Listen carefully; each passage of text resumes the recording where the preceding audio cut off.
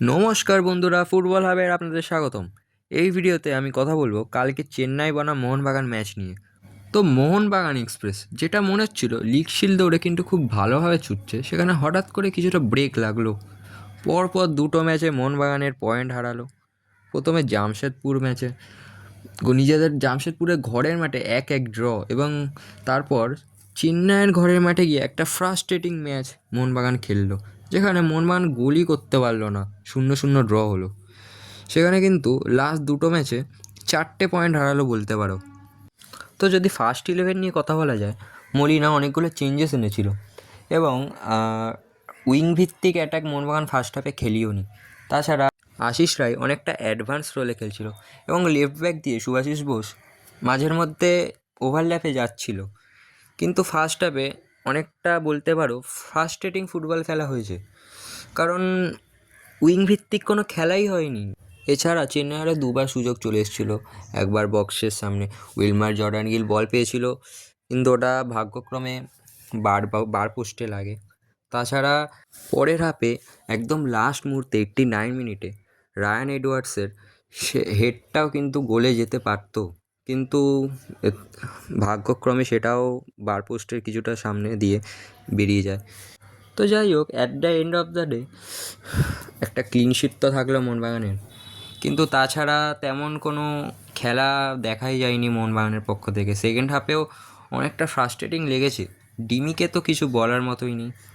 ডিমির জন্য ম্যাচটা কালকে অনেকটাই বাজে গেছে, কারণ যে সেট পিসগুলো মোহনবাগানের মেন শক্তি হলো সেট পিস, যে সেট পিসগুলো মোহনবাগান ক্রিয়েট করে যে গোলের চান্সগুলো সুযোগ করে, কালকে তেমন সেট পিসও তেমন ভালোভাবে নিতে পারিনি। তো লাস্ট হাফের 75-80 মিনিটের মাঝে মনভীর লিস্টন নামলেও তেমন কোনো সুযোগ লাস্টের দিকে করতেও পারিনি, কারণ চেন্নাই অনেকটা ডিফেন্সিভ মাইন্ডে নেমেছিল কালকে ম্যাচ খেলতে। এবং তাছাড়া বলতে গেলে ওভারঅল পারফরমেন্স অনেকটাই বাজে ছিল, এবং চেন্নাই যথেষ্ট ভালো অ্যাটাক করেছে। তো সবশেষে বলা যায় ড্র হয়েছে, 1 পয়েন্ট ঘরে এনেছে, সেটাই বড় কথা। এবং ওয়েন করলে খুশি হবে, কারণ চেন্নাই ড্রয়ের জন্যই নেমেছিল।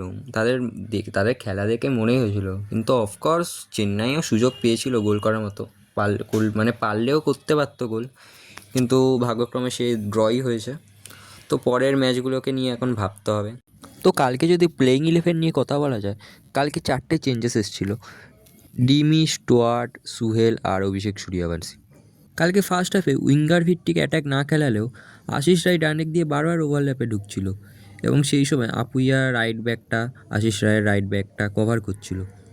মোহনবাগান আগের ম্যাচগুলোয় উইঙ্গার ভিত্তিক যেমন অ্যাটাকগুলো করছিল, যেমন লিস্টন কোলাসো বাঁ দিক দিয়ে ডান দিক দিয়ে মনে হয়, সেই খেলা কালকে দেখাই যায়নি বলতে গেলে।